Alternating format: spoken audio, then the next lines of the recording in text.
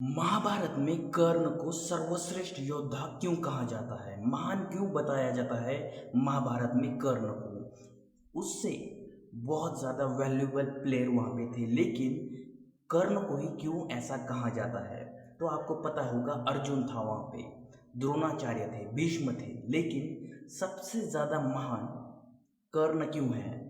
तो आपको मैं एक बात बताऊँ, कर्ण की लाइफ ऐसे ही नहीं कटी। उसको बहुत जिल्लतें उठानी पड़ी, अपने लाइफ में बहुत ज़्यादा स्ट्रगल करना पड़ा। कभी आपने जानने की कोशिश की है कि एक माँ होते हुए उसको दूसरी माँ के पास क्यों रहना पड़ा जो उसे प्यार नहीं करती थी?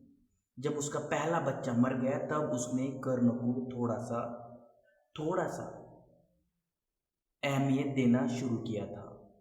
तो बात कब की है? जब कुंती माता को वरदान मिला था कि तुम्हें किसी भी देवता से तुम पुत्र प्राप्ति कर सकते हो। तो वह तभी कुंती माता शादीशुदा नहीं थी, लेकिन एक्साइटमेंट बहुत ज़्यादा थी। इसकी वजह से उन्होंने रात के समय में सूर्यदेव अस्त होने वाले थे तो उनसे एक पुत्र मांगा। तो इसी गलती की वजह से सूर्यदेव को वो पुत्र देना पड़ा था। तो जब कुंती माता शादीशुदा नहीं थी तब उनको वो पुत्र कवच और कुंडल के साथ मिला था। तो आप कैसे सोच सकते हो कि वो जो कर्ण था नन्हा सा, उसको उनको नदी में बहाना पड़ा, क्योंकि तब वो शादीशुदा नहीं थी तो वो किसी भी बालक को अपने साथ नहीं रख सकती थी, क्योंकि वो एक बहुत बड़े परिवार का हिस्सा था और उनको बहुत सारे लोग अनाप शनाप उनके बारे में बक देते। इसकी वजह से उनको उस पुत्र को नदी में बहाना पड़ा, जो कि बाद में मिला राधे माता के पति को। तो वो उन्होंने घर में लाया तो उस पे उनके घरों में बहुत झगड़े होने लगे कि एक उनके पास पहले से पुत्र था और दूसरा क्यों तुम लेके आए। तो भाई ऐसे ही कर्ण की ज़िंदगी बहुत डिफ़िकल्ट थी, बहुत स्ट्रगलिंग थी। उनको उनकी माता ठीक से प्यार तक नहीं करती थी, ठीक से खाना तक नहीं देती थी।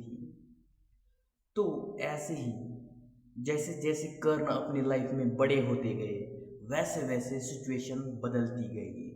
उन्होंने बहुत सारे राक्षसों का अंत कर दिया, बहुत सारे लोगों को दान कर दिया, क्योंकि वो अपने लाइफ में कुछ अच्छी लाइफ जी सके। उनको खुद पे कोई भी घमंड नहीं था कि वो कितने अच्छे हैं, कितनी लोगों की हेल्प करते हैं उस बात से। तो ऐसे ही जब उनको धनुर्विद्या सीखनी थी तो वो एक बार क्या हो गया, वो चले गए द्रोणाचार्य के पास और उन्होंने कहा कि मुझे भी धनुर्विद्या का ज्ञान चाहिए। तो द्रोणाचार्य ने साफ साफ मना कर दिया, लेकिन वहीं पर अर्जुन, दुर्योधन, भीम और जो भी कौरव पांडव थे सबको वहाँ पे उन्होंने कला सिखाई। हर कला में उनको महारत दे दिया, लेकिन कर्ण को नहीं दिया क्योंकि वो सूत पुत्र था। लेकिन वहाँ पे कौन कौन शिक्षा ग्रहण करने वाले थे? क्षत्रिय और ब्राह्मण। तो जब कर्ण को सीखना था तो उन्होंने उसको मना कर दिया, जिसकी वजह से उसको बहुत दिनों तक अपने गुरु को ढूंढना पड़ा, जो कि थे द्रोणाचार्य के गुरु, भीष्म पितामह के गुरु परशुराम। उनको ढूंढना पड़ा और उनसे काफ़ी दिक्कतों के बाद, मतलब उन्होंने कुछ ऐसे टास्क उसको करने के लिए दिए थे, जब तुम वो पास करोगे तभी मैं तुमको धनुर्विद्या में महारत हासिल करने दूंगा या फिर सिखाऊंगा। ऐसे ही कर्ण महावीर नहीं कहलाते, इसी बात से सिद्ध होता है, क्योंकि परशुराम जो कि अवतार थे नारायण के। तो क्या होता था, अगर वहाँ पे कर्ण जरा सी भी गलती कर देता था तो वो अपने प्राण गंवा देता। और जो कि अर्जुन था उसको सब कुछ मिलता गया, उसको कुछ हासिल करने की ज़रूरत नहीं पड़ी। हाँ, उस स्टेज में वो सही था कि थोड़ा सा उसके पास साथ गलत हो गया कि उसको जब शांति प्रस्ताव में श्री कृष्ण चले गए थे कि पांडवों को 5 गांव दे दो दुनिया में, बस वो संतुष्ट रह जाएंगे, तो दुर्योधन ने मना कर दिया। वो बोला कि सुई के नोक बराबर भी जमीन मैं तुम्हें नहीं दूंगा। तो ऐसे ही अर्जुन के साथ भी कुछ ठीक नहीं हुआ, लेकिन उससे कहीं गुना ज़्यादा दिक्कतें, स्ट्रगल जो फेस किया था वो कर्ण ने किया था। तो ऐसे ही क्या हो गया, जब द्रोणाचार्य ने नहीं सिखाया तो वो चला गया परशुराम के पास, और वहाँ से उसने धनुर्विद्या में ज्ञान का महारत हासिल कर दिया। और फिर ऐसे ही जब वो लौट के वापस आ गया तो हस्तिनापुर में हो रही थी प्रतियोगिता सारे राजकुमारों में, जो बेहतर होगा वही हस्तिनापुर का राजा बनेगा। तो उस सिचुएशन में क्या हो गया कि ठीक है, वो युद्ध कला तो आयोजित हो गई, सारे योद्धा लड़ने के बाद अर्जुन सर्वश्रेष्ठ कहलाया, और तभी द्रोणाचार्य ने सारे दुनिया के योद्धाओं को आमंत्रित कर दिया। तो वहाँ पे कर्ण आ गया और वो बोला कि मैं अर्जुन को ललकारता हूँ युद्ध के लिए। तभी वहाँ पे उसने अपना परिचय दिया, तो उसको तभी बोल दिया कि तुम नहीं लड़ सकते क्योंकि तुम यहाँ पे अपना प्रदर्शन नहीं दिखा सकते क्योंकि तुम एक सूत पुत्र हो। तो ऐसे ही जब किसी अच्छे युवक ने उसका साथ नहीं दिया तो वहाँ पे दुर्योधन ने एक चाल चली और उसको अपने दोस्त के रूप में स्वीकार लिया और अंग प्रदेश का राजा बना दिया। तो तब कर्ण अर्जुन से लड़ने के काबिल हो गया क्योंकि वो भी अब एक राजा था। क्यों दुर्योधन ने कर्ण को अपना मित्र बनाया? क्योंकि उसको पता था कि एक ना एक दिन अर्जुन को के साथ लड़ने के लिए हमें उसका कोई प्रतिद्वंदी होना चाहिए हमारे साथ, जो कि उसके साथ थे द्रोणाचार्य और भीष्म पितामह। लेकिन वो उस ताकत के साथ अर्जुन पर कभी भी प्रहार नहीं करते जैसे कर्ण कर सकता था, क्योंकि उसकी लाइफ में यही एक गोल था कि वो अर्जुन को हरा दे कभी भी। तो अर्जुन को महान बनाने के लिए जब द्रोणाचार्य और अर्जुन जंगल से जा रहे थे तो तब एकलव्य, जिसने उनके साथ एक कुत्ता था, उसके मुंह में ऐसे तीर भर दिए थे कि उससे उस कुत्ते को एक खरोच तक नहीं आई, और अर्जुन और द्रोणाचार्य दंग रह गए कि ये कैसे संभव है, जो कि थे शब्दभेदी बाण। तो वो चलाए थे एकलव्य ने, और उसके बाद वो चले गए एकलव्य के पास और बोले कि तुमने ये युद्ध कला कहाँ से सीखी? तो सीधे सीधे एकलव्य ने उनका एक पुतला बनाया था द्रोणाचार्य का, और उसी से वो आदेश लेके युद्ध करता था, और वही सारी युद्ध कला वो सिर्फ द्रोणाचार्य के पुतले से सीख गया था। तो वहीं पे द्रोणाचार्य ने अर्जुन को महान बनाने के लिए उस एकलव्य का अंगूठा मांग लिया और उसने दे भी दिया। तो अर्जुन को महान बनाने के लिए ये सारे नियम बनाए, एकलव्य का अंगूठा काट दिया, लेकिन जो कि कर्ण था वो भी दिव्य राजा ही था शायद, क्योंकि उसके पास दिव्य कवच कुंडल थे। वो सर्वसाधारण मनुष्य नहीं था, बस वो पहचान नहीं पाया अपने आप को, और लोग जैसे कहते थे उसको सूत पुत्र, वो वही उपाधि के साथ जिंदा रहा।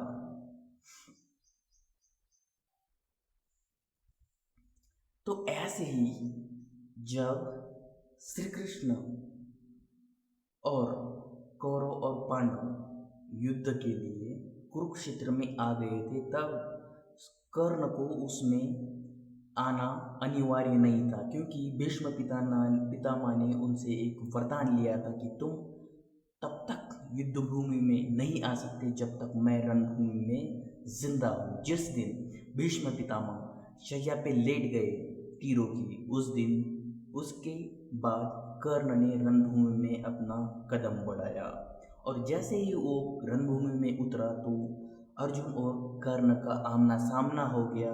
वहीं पर जब अर्जुन तीर चलाता था कर्ण के रथ पे, तो कर्ण का जो तीर रथ है वो मीलों दूर जाके रुकता था, लेकिन जो अर्जुन का रथ है वो कर्ण के तीर चलाने पर कुछ तिल ही पीछे खसकता था। इस पे श्री कृष्ण कर्ण की प्रशंसा करते थे।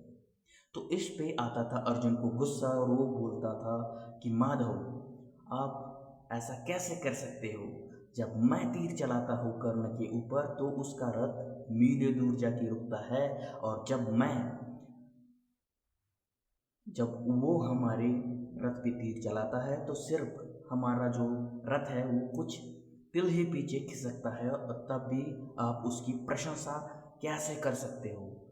तो उस पे श्री कृष्ण हंस के बोलते थे कि तुम समझ नहीं रहे पार्थ, और समझ नहीं रहे कि जो कर्ण के रथ पे जो सारथी है वो सर्वसाधारण मनुष्य है, उसमें कोई दिव्य शक्तियाँ नहीं है, लेकिन जो मैं तुम्हारा सारथी हूँ वो तीनों लोगों का भार लेके इस रथ पे बैठा हूँ, मैं स्वयं श्री कृष्ण।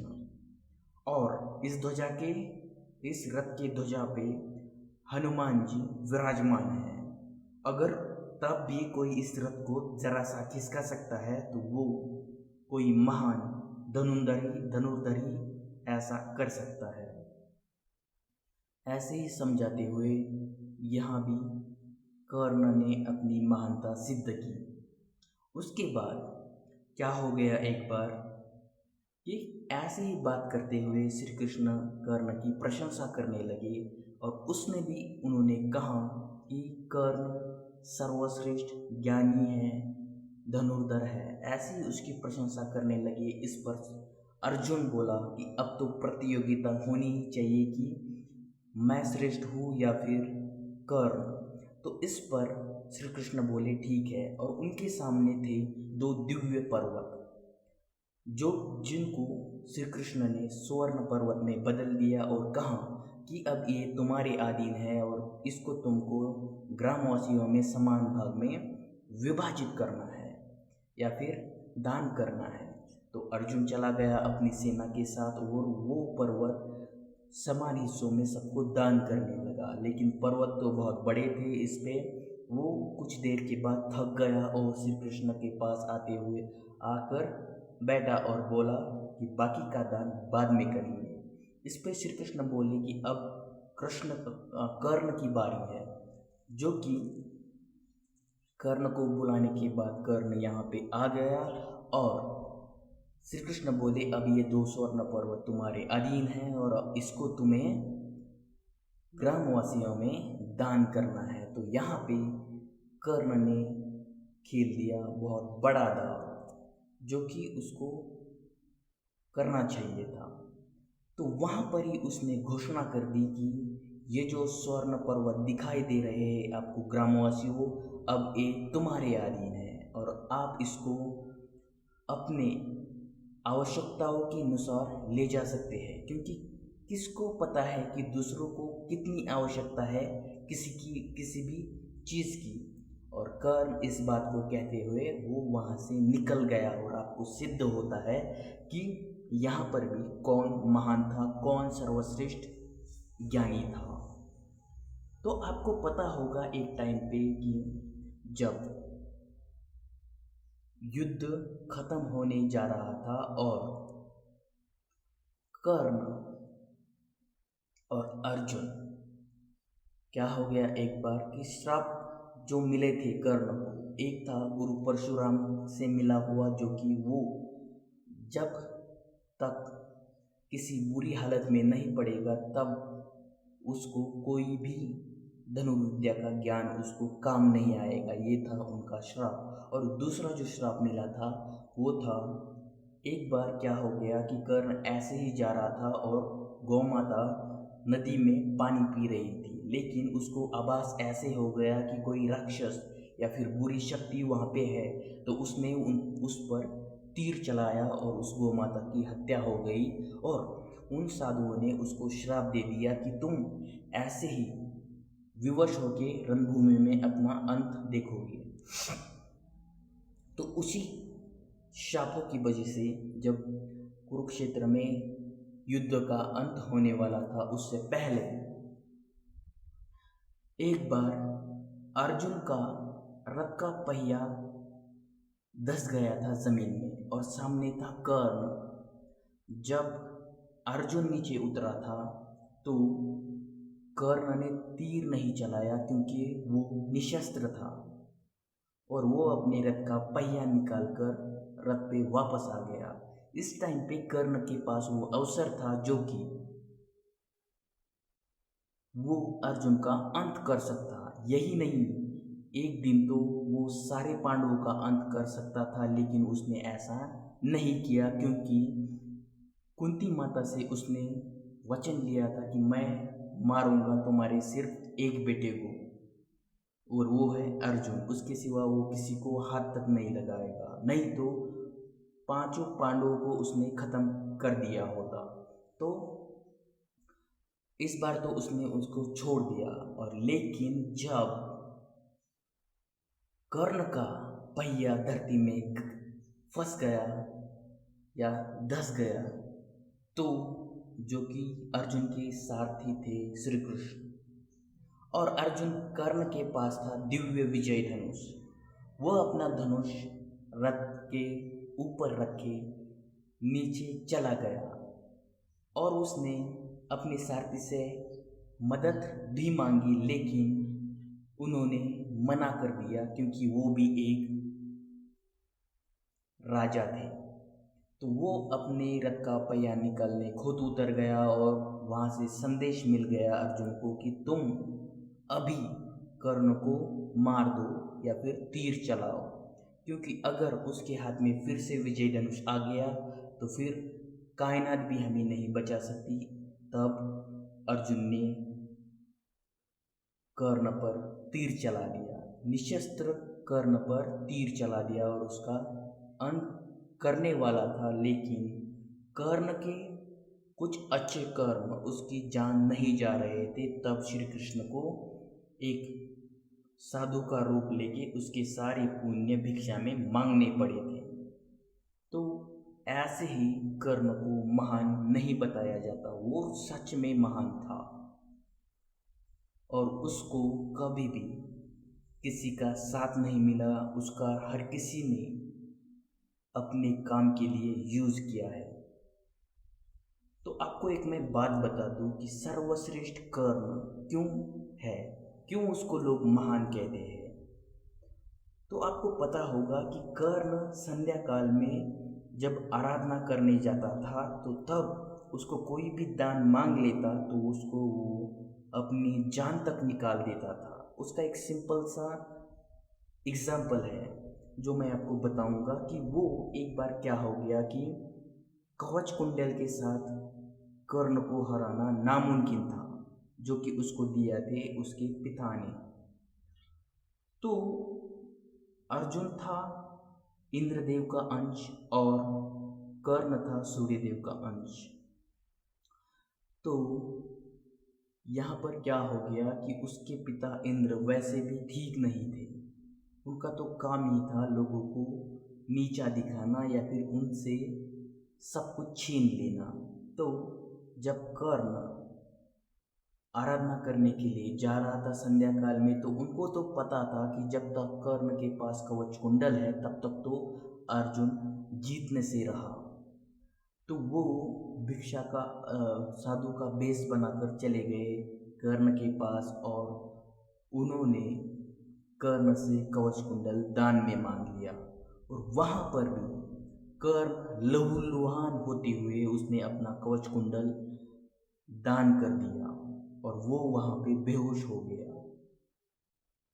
तो सिद्ध तो होता है कि कर्ण ही महाभारत में सर्वश्रेष्ठ था और उसकी जो लाइफ थी सच में बहुत ही क्रिटिकल थी। उसको खुद के लिए कुछ नहीं मिला। उसकी प्रेमिका जो थी वो तक उसको नसीब नहीं हुई दुर्योधन की वजह से। जब उसने एक लड़की के साथ लड़की को भगाना चाहा तो कर्ण ने उसकी हेल्प कर दी। और जब वो उसकी हेल्प कर रहा था तो उसके साथ एक और कन्या थी, उसका भी अपहरण करना पड़ा। और जब दुर्योधन ने उस लड़की से शादी की थी जो उसको अच्छी लग रही थी, तो कर्ण को भी उस लड़की के साथ विवाह करना पड़ा जो दुर्योधन की वजह से वो उसको भी अपहरण करना पड़ा था। तो भाई कर्ण की जो गाथा है, अगर आप उसको सुनोगे या फिर देखोगे तो सच में अपने आप के आंखों में आंसू आ जाएंगे। बहुत बेकार का जीवन था उसका। वो हर एक चीज़ का पात्र था, उसको सब कुछ मिलना चाहिए था लेकिन कुछ नहीं मिला। वो लोगों के लिए अच्छा बनता रहा और उसको कुछ नहीं मिला। जब अर्जुन और कर्ण का युद्ध होने वाला था उस प्रतियोगिता में, तो राजा से पूछा गया था कि कर्ण लड़ सकता है या नहीं। तो उसके ही लोगों ने उसे मना कर दिया, क्योंकि एक राजा के साथ कोई सर्वसाधारण मनुष्य लड़ नहीं सकता, ये उसके अपनों ने कहा था। तब कर्ण टूट चुका था। तो कैसे उसको महान ना कहा जाए, इसलिए लोग उसको महाभारत का योद्धा कहते हैं। तो ऐसे ही एक बार क्या हो गया था, जब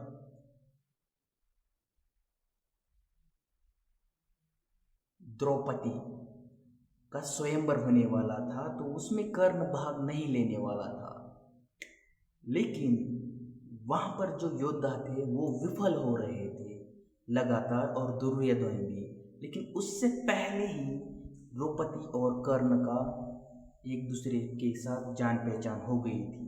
वो ऐसे कि जब वहाँ पे जो 5 पत्ते थे उनको एक तीर में भेदना था, जो कि किसी के बस की बात नहीं थी। और वहीं पर द्रौपदी ने जब कर्ण से उसका परिचय पूछा तो द्रौपदी के आंखों में देखकर कर्ण ने उस 5 पानों को एक साथ भेद दिया, एक तीर से भेद दिया। और वो वहाँ पे आश्चर्यचकित हो गई और अपने स्वयंवर के लिए गई। तो जब स्वयंवर में मछली की आंख भेदने का योग्यता थी, तो वहाँ पे सभी योद्धा विफल हो रहे थे। लेकिन जब द्रौपदी के पिता ने घोषणा कर दी कि ऐसा कोई धनुर्धर नहीं है इस दुनिया में जिसके गुरु में इतना बल नहीं है कि वो ऐसे योद्धा बना न सके, कि इस कार्य की कोई कर नहीं सकता, तो वहाँ पे कर्ण को आ गया गुस्सा और वो चला गया आग, मछली की आग भेदने के लिए, क्योंकि तब तक वहाँ तक अर्जुन नहीं पहुँचा था। तो जब कर्ण उस तीर को उठाकर उसमें प्रत्यंचा चढ़ा रहा था और उसने तीर का आगमन भी कर लिया था धनुष में, और वो मछली की आंख भेदने ही वाला था, तो द्रौपदी ने उसको कह दिया कि मैं किसी सूत पुत्र से विवाह नहीं कर सकती, जबकि कर्ण काबिल था। तो इसी तरह से कर्ण को कभी भी जो वो काबिल था, जो अक्सर में उसको मिलना चाहिए था, वो कभी नहीं मिला। तो इसी से कर्ण की महानता सिद्ध होती है, जो कि आज लोग भी उसको मानते हैं। आप कभी भी देखना, कभी भी महाभारत की बात अगर निकल जाए तो उसमें सबसे पहले अगर कोई नाम निकल आएगा तो वो है महारथी कर्ण, जो कि उसने अपना राज हासिल किया था वो था अंग राज। अंग प्रदेश था, वहाँ पे किसी का राज नहीं था, वहाँ के लोग बहुत दुर्दशा में थे, क्योंकि उसके निकट ही मगध था और वहाँ का जो राजा था वो बहुत बलशाली था। वो वहाँ पे कभी भी किसी राजा को बसने नहीं देता था, वो राज उसके अधीन था। तब कर्ण ने उस अंग प्रदेश को जीता उस राजा से, जिससे लड़ने के लिए पूरे धनुर्धर पूरे योद्धा जब भी उस काल में वहाँ पे थे वो लड़ने के लिए डरते थे, उसके साथ कोई लड़ना नहीं चाहता था। ऐसा था वो राजा। फिर भी कर्ण उससे लड़ा, 2-4 दिनों तक उसने लड़ाई की, युद्ध किया और अंग प्रदेश पे अपना हक बना के वो राजा बन गया और अंग प्रदेश को उसने आज़ाद कर दिया। तो कर्ण की जो महानता है आप जितनी भी सुनोगे उतनी कम है। इस वीडियो में इतनी मैं नहीं बता सकता, ज़्यादातर मुझे पता भी नहीं है। जितना बता सकता हूँ उतना बता दिया। बहुत स्ट्रगलिंग लाइफ रही है उसकी लाइफ में उसको कुछ नहीं मिला, जबकि वो काबिल था, उसके पास दिव्य शक्तियाँ थी। फिर भी लोग ना ही लोग समझ पाए, ना ही वो समझ पाया कि वो एक दिव्य पुरुष है। तो इस वीडियो में इतना ही गाइस, मिलते हैं किसी नेक्स्ट वीडियो में किसी इम्पोर्टेंट टॉपिक के साथ। Thank you so much for watching this video.